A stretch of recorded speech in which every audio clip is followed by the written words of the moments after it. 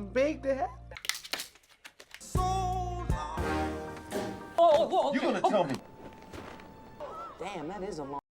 Welcome dear rockers. आज हम देखेंगे एक कॉमेडी फील गुड मूवी। एक औरत की कहानी जो लाइफ में बहुत कुछ करना चाहती है पर किसी न किसी वजह से वो उन चीजों को कर नहीं पाए। सबका यही हाल है ना? किसी के पास उनकी पसंद की चीजें करने के पैसे नहीं है, किसी के पास वक्त नहीं है, किसी को प्यार करने का मौका नहीं मिल रहा, वगैरह वगैरह। लेकिन ये सारे रीजन सिर्फ बहाने हैं उस चीज को ना करने के लिए। अपनी पसंदीदा चीज करने के लिए हमें सिर्फ थोड़ा वक्त चाहिए और उसे करने की नियत चाहिए। कहानी की हीरोइन अपने सपनों की लाइफ को जीने के लिए धीरे धीरे पैसे जमा करती है और सोचती है कि थोड़ा और कमा लूं फिर मैं अपने सपने पूरे कर लूंगी। लेकिन एक दिन उसे पता चलता है कि वो ब्रेन ट्यूमर के एडवांस्ड स्टेज में है और अब वो सिर्फ 3-4 हफ्ते ही जिंदा रहेगी। ये सुनकर हीरोइन क्या करती है, कुछ हफ्तों में वो अपनी जिंदगी जी भर के कैसे जीती है, क्या वो सच में अपने सपने पूरे कर भी पाती है या नहीं, इन सवालों के जवाब मिलेंगे इस inspiring and feel good movie में जिसका नाम है लास्ट हॉलीडे। और ये एक स्पेशल एडिशन है जिसमें हीरोइन अपनी स्टोरी को खुद नरेट करेगी, इसलिए मिस मत कीजिए, एंड तक जरूर दिखेगा। दोस्तों, हर दिन इंटरेस्टिंग मूवी के लिए चैनल को सब्सक्राइब कीजिए और बेल आइकन को जरूर क्लिक कीजिए। अपने यूट्यूब का नोटिफिकेशन ऑन रखिए, इंस्टाग्राम और फेसबुक पे आप हमें फॉलो कर सकते हैं। अब चलते हैं मूवी के अंदर। हाय, मेरा नाम है जॉर्जिया। चर्च में मेरी आवाज जरा ऊपर उठ गई तो फादर बुरा मान गए। मैंने कहा कि भगवान को किसी भी धुन में गालो, क्या फर्क पड़ता है। फादर ने गुस्सा होकर मुझे बाहर निकाल दिया। क्या करूं, मेरी जबान कुछ ज्यादा ही चलती है।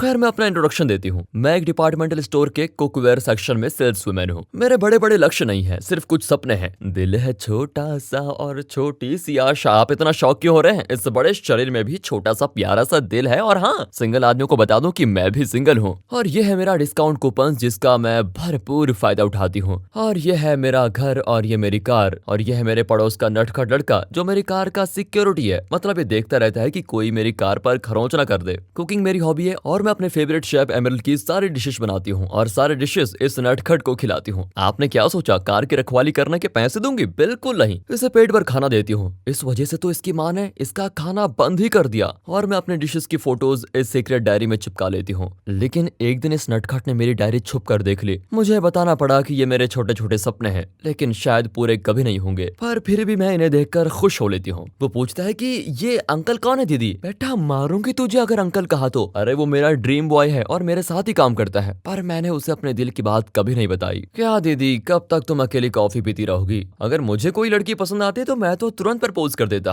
अबे सुन बे टिंगू, तू अपनी हाइट के हिसाब से बात कर, समझे? अब खाना खाकर भाग यहाँ से। उसे दफा करके मैं मॉल गई जहाँ पर मैं काम करती हूँ और यहीं पर मेरा जाने जहाँ शॉन भी काम करता है। पर उसे देखते ही मेरे हाथ पैर कांपने लगते हैं। इस हालत में मैं बात कैसे करूँ? पर मेरी फ्रेंड चुप नहीं रहती। उसने मेरे स्वेटर का जिप खोल दिया और कहती है, अब जाकर बात कर। अरे पागल, तूने जिप क्यों खोल दिया? वो बोलती है कि ओढ़ के जाना है तो मंदिर जाओ ना, बॉयफ्रेंड से कोई ऐसे मिलता है क्या? ये कहकर उसने मुझे शॉन के पास भेज दिया। मैं भी गई। वाह, इसका टकला सर कितना चिकना और शाइनी है, इसमें तो मेरा मुंह दिख रहा है। हाय, मैं मर जावा, कितना क्यूट है ये। उसे आहें भर भर के मैं तो भूल ही गई कि मैं क्या करने वाली थी। वो मुझसे भी कस्टमर की तरह पूछने लगा कि मैडम आपको क्या चाहिए? तुम्हारा सर चाहिए, ये मैंने कहा नहीं, मन में सोचा। जैसे तैसे मेरा हाथ एक ग्रिल पे पड़ गया और उसने वो पैक करके मुझे बेच दिया। ये मैंने क्या कर दिया? प्यार तो सेट नहीं हुआ पर जेब भी खाली हो गई। ऊपर से ये टिंगू भी मुझे लेक्चर देने लगा कि दीदी, वन साइड लव करते करते तो तुम सड़क पे आ जाओगी। मेरी किस्मत ही खोटी है जो बच्चों से एडवाइस सुननी पड़ रही है। खैर, अगले दिन मैं कुकवेयर बेचने में लग गई। लेकिन इन नखरेबाज कस्टमर्स को कन्विंस करने के लिए मुझे कुकिंग भी करके दिखाना पड़ता है, तभी वे कढ़ाई बड़ाई खरीदते हैं, वरना तो देखकर चले जाते हैं। लेकिन तभी बीच में आ गया ये मॉल का मैनेजर जो बात बात पे गलतियां निकालता है। वो मॉल के ओनर जिसका नाम मैथ्यू है उसका बहुत बड़ा फैन है, मतलब उसकी चापलूसी करता है। मुझे भी मैथ्यू की बुक पढ़ने को कहता है। हाँ, मैंने तो उसे कचड़े के डब्बे में फेंक दिया। अचानक शॉन भूत की तरह पीछे खड़ा था। मैं तो डर गई। फिर बोलने लगा कि तुम्हारा खाना मुझे यहाँ खींच ले आया। खाना चाहिए था तो मांग लेता, झूठी तारीफ करने की क्या जरूरत थी? ये सोचकर मैंने उसे खाना दे दिया और यहाँ मेरी लाइफ चेंज हो गई। मैं उसकी खूबसूरती को निहार रही थी कि स्पून नीचे गिरा। उसे उठाते उठाते मैं फिसल गई और शॉन पर गिर गई। शॉन मुझे फ्लाइंग किस दे रहा है। मुझे खुशी भी लेकिन बड़ा अजीब लगा कि मेरा हीरो इस टाइप का आदमी तो है नहीं। तब पता चला कि मैं बेहोश थी और अभी होश में आई हूँ। मॉल का डॉक्टर सिटी स्कैन करने की जिद करने लगा पर कंजूस मैनेजर स्कैन के पैसे नहीं देना चाहता था। दोनों बहस कर रहे थे पर मुझे मजा आ रहा था क्योंकि शॉन मेरे बालों को सहला रहा था। आखिर मुझे कई बार स्कैन मशीन के अंदर स्कैनर बाहर करके मेरा हेड स्कैन पूरा हुआ। डॉक्टर मुझे एक बड़े डॉक्टर के पास लेके गया। उसने कहा कि तुम्हें एक रेयर टाइप का ब्रेन ट्यूमर है और वो भी एडवांस्ड स्टेज में। तुम सिर्फ 3 हफ्ते ही जिंदा रहोगी।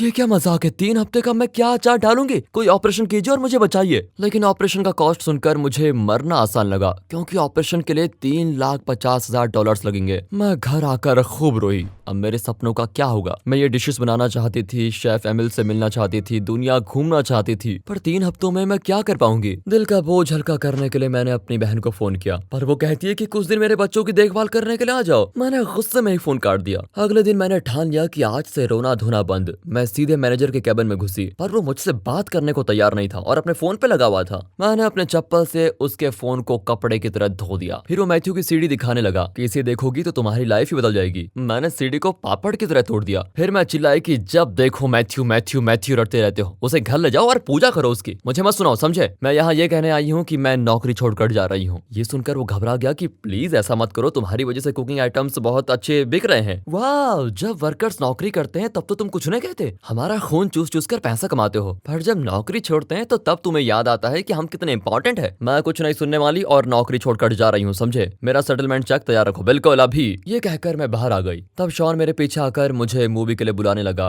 मुझे हंसी आ गई, यार ये कैसी लाइफ है। इतने दिन इसने मुझसे ठीक से बात तक नहीं की, पर अब मेरी लाइफ ही खत्म होने वाली है और ये मुझे डेट पे ले जाना चाहता है। दोनों की तकलीफ कम करने के लिए मैंने पहले ही मना कर दिया। चर्च में भी मैं दुख के मारे बड़बड़ाने लगी, हे भगवान, मैंने कौन सा पाप किया था? दूसरे सिंगर्स उसे गाना समझकर रिपीट करने लगे। अरे पागलों, मैं बीमार हूँ। वो लोग वही रिपीट करने लगे। तंग आकर घर लौट आई। मैंने ठान लिया कि डायरी में मैंने जो कुछ लिखा है वो सब कुछ करूंगी और खुश रहूंगी। मैंने बैंक से अपनी सेविंग्स और अपनी माँ के दिए हुए सारे पैसे निकाल लिए। अब मैं अपनी पसंद की लाइफ जीऊंगी। मेरा पहला लोकेशन होगा मेरा ड्रीम होटल। फ्लाइट में आगे की सीट पर एक गधा बैठा था जो सीट को बेड बनाने की कोशिश कर रहा था। मैंने उसकी सीट पर ऐसी लात मारी कि एयर होस्टेस आ गई और कहने लगी कि मैडम, आप दूसरे की सीट पर लात नहीं मार सकती। मुझे अब मौत से भी डर नहीं था। मैं भी चिल्लाई कि तुम्हारी फ्लाइट में डब्बे जैसे छोटे छोटे सीट्स हैं और जगह इतनी कम, फिर ये रिक्लाइनर क्यों लगाया हुआ है? यहाँ पैर रखने की जगह नहीं है और ये आदमी मेरी गोद में सोने जा रहा है। तभी एक आदमी ने कहा कि अगर इतना ज्यादा स्पेस चाहिए तो फर्स्ट क्लास में क्यों नहीं चली जाती? उसकी बात मेरे ईगो को छू गई। मैंने कहा कि कटवाऊं फर्स्ट क्लास का टिकट, आज तो फर्स्ट क्लास में ही ट्रेवल करूंगी। अरे वाह, फर्स्ट क्लास कितना शानदार है और इतना बड़ा चिकन। जी खुश हो गया बिल्कुल। आखिर में मैं अपने फेवरेट जगह पे लैंड हो गई जो चेक रिपब्लिक में है। फिर मेरे ड्रीम होटल पहुंचने के लिए टैक्सी नहीं मिली, ऊपर से बर्फ गिर रही थी। अब क्या करूं? और तब मैंने देखा कि हेलीकॉप्टर रेंट पे मिलता है। फिर क्या था, मैंने हेलीकॉप्टर रेंट पे ले लिया और सीधे उस होटल की छत पर लैंड किया। दरअसल इस होटल में सिर्फ बहुत बड़े बड़े लोग ही ठहरते हैं। मुझे हेलीकॉप्टर में लैंड करते देख होने लगा कि मैं भी कोई बिलियनर हूँ।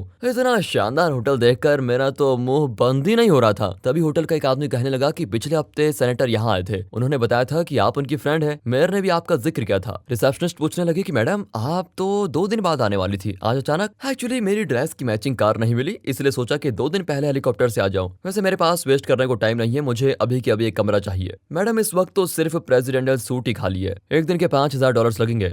मुझे पैसों की कोई कमी नहीं है, सिर्फ वक्त की कमी है। प्रेसिडेंट सूट की बुकिंग देखकर मैनेजर आ गया और बहुत इज्जत के साथ बात करने लगा। तभी वहाँ पर मेरा एक्स बॉस, वही मॉल का ओनर मैथ्यू आ गया, जो कि बड़ा राइटर बना फिर रहा है, पर उसकी ये पत्नी नहीं है, शायद गर्लफ्रेंड है। मैंने जाते जाते उस औरत को वार्न किया कि उस गधे के पीछे मत जाओ, वो धोखेबाज है। वो घबराकर होटल स्टाफ से मेरे बारे में पूछने लगी। उसने बढ़ा चढ़ाकर कह दिया कि वो तो बहुत ही धनी औरत है और सेनेटर और मेयर की क्लोज फ्रेंड भी। मैं गई प्रेसिडेंट सूट में, वाह क्या कमरा है। फिर मैं उस होटल के सबसे कॉस्टली बुटीक में गई और सबसे महंगी ड्रेस खरीदी। उस ड्रेस में ही मैं डिनर करने गई। लोग तो आंखें फाड़ फाड़ कर देख रहे थे कि ये करोड़पति कौन है, पर अपने को तो सिर्फ खाने से मतलब है। ऊपर से इस होटल का शेफ डाइडर है जो वर्ल्ड फेमस है। मेरे तो जैसे लॉटरी ही लग गई और मैंने उनकी बनाई सबसे खास डिशेस मंगवाई। दूसरी टेबल पर मैथ्यू अपनी गर्लफ्रेंड के साथ बैठा हुआ था। उसके आसपास बिलियनर्स और पॉलिटिशियन बैठे थे। उसकी गर्लफ्रेंड उसे मेरे बारे में बताने लगी। मैथ्यू ने वेटर को बुलाया और अपनी ठाट दिखाने के लिए ये कहा कि तुम शेफ डाइडर को यहाँ पर बुलाओ, वो मुझे सर्व करेगा तो मेरा इमेज बना रहेगा, वरना सभी तो उस औरत के ही गुणगान गा रहे हैं। मेरा और मैथ्यू का ऑर्डर एक ही टाइम पर डाइडर के पास पहुंचा।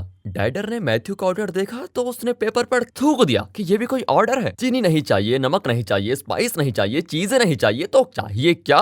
इसे तो खाली पकौड़ा पकड़ा दीजिए। और फिर उसने मेरा ऑर्डर देखा। डाइडर चौंक कर पूछने लगा कि ये कौन है भाई जो मेरे सारे अच्छे डिशेस ऑर्डर कर रही है, इसे तो मैं अपने हाथों से बनाकर खिलाऊंगा। ये कहकर वो खुद मेरे डिशेस प्रिपेयर करने लगा और फिर एक एक करके मेरे टेबल पर मेरे फेवरेट शेफ के डिशेस आने लगे। कुछ देर में डाइडर बाहर आया। उसे देखकर मैथ्यू शाहरुख खान की तरह हाथ फैलाकर खड़ा हो गया जैसे कि वो उसे गले लगाने वाला है। लेकिन डाइडर तो मेरे पास बैठ गया। उसने पूछा कि मेरे डिशेस को इतना एंजॉय करके याद रखने वाली कस्टमर से मैं मिलना चाहता था, इसलिए चला आया। मैंने भी उसे बताया कि मैं उसकी सारी डिशेस बनाती हूँ। हाँ, मैथ्यू की तो नाक ही कट गई क्योंकि सभी मेरे बारे में बात करने लगे थे। कोई मुझे business woman of the year कह रहा था तो कोई रॉयल फैमिली की प्रिंसेस बता रहा था। वहाँ शॉन ने मॉल के डॉक्टर को उल्टा लटका कर पूछा कि मेरी जॉर्जिया कहाँ है, तुमने उसके साथ क्या किया? फिर डॉक्टर ने पूरी की पूरी स्ट्रेटजी उगल दी कि जॉर्जिया को ब्रेन ट्यूमर है और वो 3-4 हफ्तों में मर जाएगी। पर यहाँ मैं मजे से मसाज करवा रही थी। वाह, कितना आनंद आ रहा है। पर बीच में वो मुझे नीम के पत्ते से मारने लगी और कहती है कि इससे भूत प्रेत भाग जाते हैं। 3 हफ्तों में मैं खुद भूत बनने वाली हूँ, समझे? धीरे से मारो। फिर मैं हॉट वाटर मसाज लेने लगी तो अंदर एक हिप्पोपोटेमस आ गया। ओह सॉरी, ये तो पॉलिटिशियन है जो मैथ्यू से बात कर रहा था। वो मुझसे फ्लर्ट करने लगा पर मैंने कह दिया कि अपना मुंह बंद करो, तुम्हारे लार से पुल में जहर चढ़ जाएगा, समझे? मैथ्यू और उसकी गर्लफ्रेंड मुझे देख रहे थे। फिर हम लिफ्ट में मिले। वो नहीं जानता था कि मैं उसके मॉल में काम करती हूँ और कहने लगा कि आप जैसी रिच औरत मैंने कभी नहीं देखी। मैंने भी कह दिया कि लेकिन मैं तुम्हें जानती हूँ, तुम्हारी बुक भी पढ़ी है मैंने, एकदम बेकार थी, तुम लिखना छोड़ दो, दुनिया बच जाएगी। इस तरह उसे इंसल्ट करके मैं अपने रूम में आ गई। तभी होटल की हाउसकीपिंग मैनेजर रिचा कमरा साफ करवाने आ गई। वो बहुत ही परेशान दिख रही थी तो मैंने उसे अपना मसाज पास देकर भेज दिया कि जाओ आराम से मसाज करवा लो। अगले दिन मैं स्नो स्केटिंग करने गई। मुझे स्केटिंग तो आती नहीं, इसलिए एक आदमी मेरी मदद कर रहा था। आगे क्या होगा ये सोचकर हम लोग प्रेजेंट की खुशी पे पानी फेर देते हैं और टेंशन में कोई काम ठीक से कर ही नहीं पाते। पर मुझे तो अपना फ्यूचर पता है, इसलिए मुझे डर नहीं लगता। कुछ ही देर में एक प्रोफेशनल की तरह मैं स्केटिंग करने लगी। लोग दंग रह गए कि ये कौन है जो हर जगह अपनी महफिल जमा लेती है, क्या शानदार स्केटिंग कर रही है। इतने में मैथ्यू अपना रौब दिखाने आ गया, मेरे साथ स्केटिंग में कम्पीट करने लगा। मैंने उसे धक्का दे दिया। वो मुझे अरेस्ट करवाने की धमकी दे रहा था। अब कर ले जो करना है, मैं अरेस्ट होने के लिए जिंदा बचूंगी तब ना।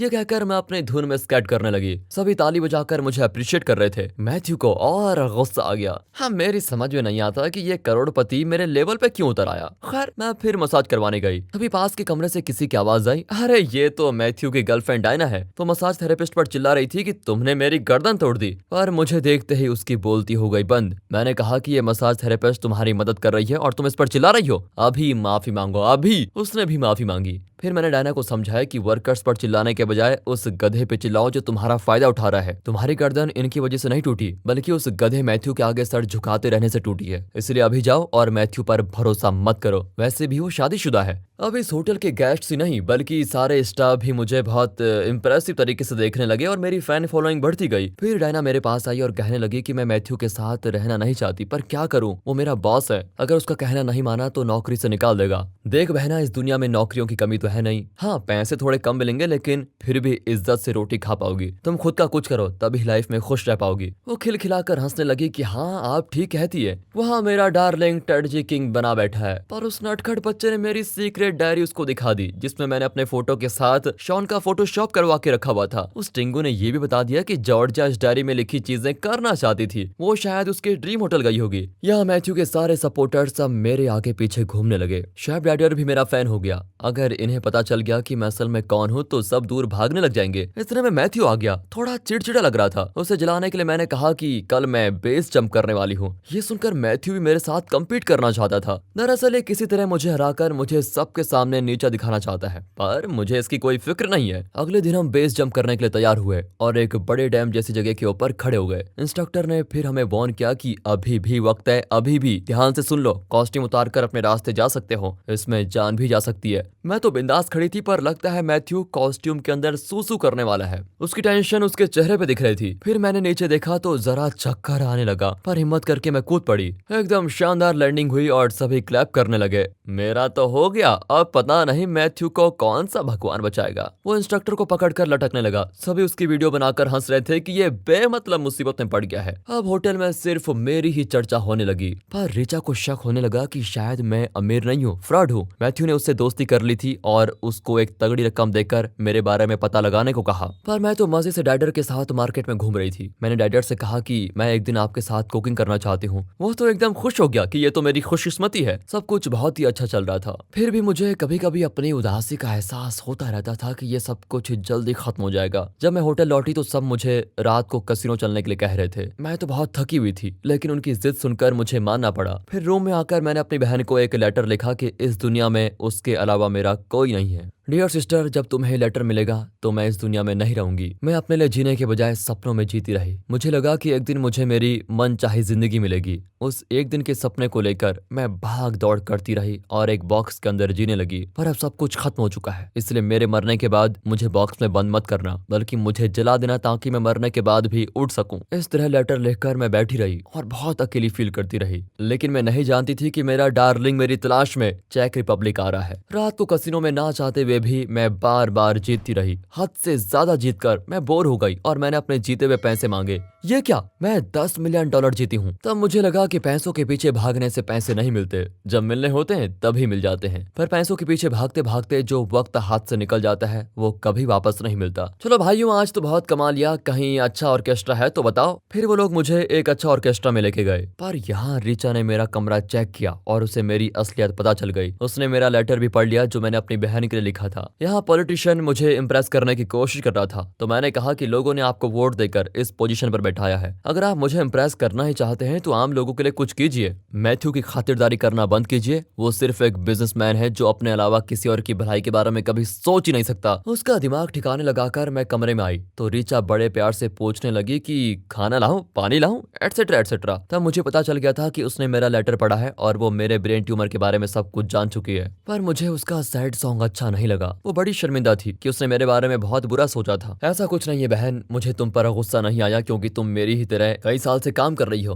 तुमने भी अपने कई सपनों को दिल में बंद करके रखा होगा, तभी तुम इतनी चिड़चिड़ी हो गई हो। मैं तुम्हारी फीलिंग्स को समझ सकती हूँ। ये सुनकर तो वो मुझे गले लगाकर रो पड़ी। मुझे भी ऐसी जादू की झप्पी की जरूरत थी। तब उसने मुझसे एक सवाल किया कि अपने आखिरी दिनों में आपको उन लोगों के साथ रहना चाहिए जो आपसे सच्चा प्यार करते हैं। आप इन पैसे वालों के साथ अपना वक्त क्यों बिता रही है? ये लोग सिर्फ पैसे वालों की लाइफ को इंपॉर्टेंट समझते हैं और अपना स्टेटस बढ़ाने के लिए एक्टिंग करते रहते हैं। रीचा की ये बात मेरे मुंह पे तमाचे की तरह लगी। हाँ, तुम ठीक कहती हो। मैं भी इन अमीर लोगों के चौंचले से तंग आ गई हूँ। मेरा भी कोई है जो मुझसे बहुत प्यार करता है। मैं अब अपने आखिरी दिन उसी के साथ बिताऊंगी। मुझे रास्ता दिखाने के लिए थैंक यू। मैं ये सब कुछ कह ही रही थी कि शॉन चेक रिपब्लिक में लैंड हो गया था। वो मुझे देखने होटल की ओर आ रहा था और मैं उससे मिलने के लिए फ्लाइट पकड़ने जा रही थी। पर हम दोनों को एक तूफान ने जुदा कर दिया। इस तरफ मैं और बर्फ के उस तरफ मेरा डार्लिंग। मुझे वापस होटल जाना पड़ा, पर मेरा शॉन बर्फ को क्रॉस करके पैदल ही मुझसे मिलने आ रहा था। यहाँ मैथ्यू को पता चल गया कि मैं उसी के मॉल में काम करती हूँ। इसी बीच रीचा ने शेफ डैडर को मेरे ट्यूमर के बारे में बता दिया था और वो भी बहुत दुखी था। मैंने कहा कि मुझे दुखी नहीं रहना है, प्लीज मुझे अपने साथ कुक करने दीजिए। वो भी मान गया और हम दोनों ने मिलकर खुशी खुशी कई डिशेस पकाए। उस रात सभी के टेबल पर मेरे डिशेस रखे हुए थे और सबने मुझे खूब अप्रिशिएट किया। मुझे अच्छा लगा कि जिंदगी में पहली बार मेरी अपनी एक पहचान बनी है। वहाँ मेरा डॉक्टर कोई इंपॉर्टेंट बात बताने के लिए मुझे कांटेक्ट करने की कोशिश कर रहा था। यहाँ मैथ्यू ने सबको बता दिया कि मैं उसके मॉल में सेल्स वुमेन थी। मैंने तो शान से कहा कि हाँ, मैं सेल्स वुमेन हूँ, लेकिन मैं यहाँ अपने खुद के पैसों से आई हूँ। तुम्हारी तरह दूसरों को धोखा देकर मैंने पैसे कभी नहीं कमाए। इस तरह मैं डाइडर मुझे रोकने आया। मुझे बोलने तो डाइडर, वरना ये लोग अपनी असलियत कैसे समझेंगे। मैंने किसी से नहीं कहा कि मैं मिलियनेयर हूँ। आप लोगों को मेरा पैसा नजर आया, इसलिए आपने मुझे इतनी इज्जत दी। मेरे पीछे पड़े रहे, घूमते रहे। मतलब आप सिर्फ पैसों की इज्जत करते हैं, इंसान की नहीं। इस पर तो आपको शर्मिंदा होना चाहिए, मुझे नहीं। और हाँ, मैं थोड़े ही दिनों में मरने वाली हूँ। मरते तो सब हैं, आप भी मरने वाले हैं, लेकिन मैं शान से मरना चाहती हूँ, खुशी से मरना चाहती हूँ। मुझे आप लोगों ने खुशी दी है, इसकी मैं शुक्रगुजार हूँ। हालांकि वो अलग बात है कि आप मुझे अमीर समझकर इज्जत दे रहे थे, फिर भी मुझे आपके साथ रहकर अच्छा लगा और मैं समझ गई कि मेरा असली प्यार कहाँ पर है। अगर आपकी किस्मत अच्छी रही तो हम अगले जन्म में फिर मिलेंगे। Happy new year. ये कहकर मैं बाहर चली आई। अब उन लोगों को एहसास हो गया कि वे कितनी गलती कर रहे हैं और फिर सभी मैथ्यू का साथ छोड़कर चले गए। शायद मैथ्यू ने भी रियलाइज किया कि पैसा और स्टेटस से दोस्ती खरीदी नहीं जा सकती। सच्ची दोस्ती और रिलेशनशिप्स के लिए उसे सच्चे दिल से कोशिश करनी पड़ेगी, दूसरों की कद्र करनी पड़ेगी। फिर डायना मेरे कमरे में आई और कहने लगी कि मैंने मैथ्यू को और उसकी नौकरी को छोड़ने का फैसला किया है। मैं बिजनेस स्टडीज करने जा रही हूँ और एक इंडिपेंडेंट बिजनेस वुमेन बनूंगी। ये सुनकर मुझे उस पर नाज हुआ, लेकिन तब पता चला कि मैथ्यू शराब पीकर बिल्डिंग के ऊपर बैठा है और नीचे कूदने वाला है। दरअसल उसे पैसों से सक्सेस को खरीद लेने की आदत पड़ गई थी, इसलिए वो छोटी से छोटी हार भी बर्दाश्त नहीं कर पाता था। ओह गॉड, इसकी मौत मेरे सर लगेगी क्या? चलो मैं उसको समझाती हूँ। ये कहकर मैं ऊपर गई। ये कहाँ बैठा हुआ है नालायक, लगता है वक्त से पहले मुझे मरवा देगा। किसी तरह मैं संभल कर उसके पास जाकर बैठी। वो बड़बड़ाने लगा कि सॉरी जॉर्जिया, मेरी गलती थी कि मैंने तुम्हारे साथ कम्पीट करने की कोशिश की। तुम ठीक कह रही थी, पैसों से दोस्ती नहीं खरीदी जा सकती। मेरे पास पैसे हैं लेकिन इस वक्त मेरा कोई दोस्त नहीं है, पर सच्चे दोस्त बनाना तो तुम ही जानती हो। चलो देर आए दुरुस्त आए, अगर तुम्हें भी सच्चे दोस्त चाहिए तो सबके साथ प्यार से बर्ताव करना सीखो। अपने पैसों और स्टेटस का डेमो देने के बजाय लोगों को समझो। प्यार दोगे तभी बदले में प्यार मिलेगा। मैं भी पैसे कमाने में लगी हुई थी, पर जब पता चला कि जिंदगी खत्म होने वाली है तब मुझे समझ आया कि वक्त कितना कीमती है। इस थोड़े वक्त में लोगों का प्यार कमाना चाहिए, ना कि पैसा। मैथ्यू ने पूछा कि तुम और क्या करना चाहती थी? हाँ, मैं एक छोटा सा रेस्टोरेंट खोलना चाहती थी और फिर अपने डार्लिंग शॉन से शादी करना चाहती थी। शॉन मेरी जान है, लेकिन उसे ये बताने की कभी मेरी हिम्मत ही नहीं हुई। पर जब हिम्मत हुई तो मुझे ब्रेन ट्यूमर हो गया, इसलिए मैंने उसे ना बताने का फैसला किया। बेकार में उसकी लाइफ भी बर्बाद क्यों करूं? मैं ये बोल ही रही थी कि एक आवाज आई कि जॉर्जिया, मैं आ गया हूँ। मैंने मैथ्यू से कहा कि मैं उससे इतना प्यार करती हूँ कि अभी भी मुझे उसकी आवाज आ रही है। अरे जॉर्जिया, वो देखो, लगता है सच में तुम्हारा डार्लिंग आ गया है। शॉन मुझसे मिलने के लिए ऊपर आ रहा था, तभी होटल को मेरे डॉक्टर का एक फैक्स मिला, जो देखकर रिचा खुशी से रोने लगी। यहाँ शॉन ऊपर आ गया और चिल्लाने लगा कि मैं भी तुम्हारे साथ मर जाऊंगा। मैंने सोचा आज मरने का स्पेशल दिन है क्या? लेफ्ट में ये मरने जा रहा है और राइट में शॉन मरने को तैयार है। दोनों चुप हो जाओ, मरना मुझे, तुम दोनों को नहीं। पर इतने में रिचा खिड़की तोड़कर अपना सर बाहर निकाल कर कहने लगी कि मैडम, आपको ट्यूमर व्यूमर कुछ नहीं है, आप मरने वाले नहीं हो। डॉक्टर ने फैक्स भेजा है कि उस दिन स्कैन रिपोर्ट में जो ट्यूमर दिखा रहा था वो गलत था। एक्चुअली स्कैन मशीन में प्रॉब्लम थी, आपके भेजे में नहीं। ये सुनकर तो मैं खुशी से झूमने लगी, लेकिन इस हाइट में कैसे झूमूं? आखिर शॉन मुझे किसी तरह बचाकर अंदर ले गया। मेरी खुशी का ठिकाना ही नहीं था। पहले तो मुझे डॉक्टर पर गुस्सा आया, लेकिन फिर मैंने रियलाइज किया अगर उस दिन स्कैन मशीन में प्रॉब्लम नहीं होती तो मैं पिछले 3 हफ्तों की लाइफ मिस कर देती और कभी लाइफ को समझ ही नहीं पाती। फिर क्या था, मैंने अपने घर के पास एक छोटा सा रेस्टोरेंट खोला और रिबन कट किया वर्ल्ड फेमस शेफ डाइडर ने। इस तरह मेरी असली लाइफ हुई शुरू। मैंने एक भी पल वेस्ट नहीं किया, हर पल सिर्फ प्यार बांटा और लाइफ की हर छोटी खुशी को एक्सपीरियंस किया। इसी के साथ ये मूवी दोस्तों यहाँ पर खत्म होती है। तो दोस्तों, कैसी लगी आपको ये मूवी? अगर ये वीडियो अच्छी लगी हो, स्टोरी अच्छी लगी हो, एक्सप्लेनेशन अच्छा लगा हो तो ज्यादा से ज्यादा शेयर करें, वीडियो को लाइक कीजिए और चैनल को सब्सक्राइब। फिर मिलते हैं अगली वीडियो में, तब तक के लिए गुड बाय, अपना ख्याल रखिए and finally thanks for watching.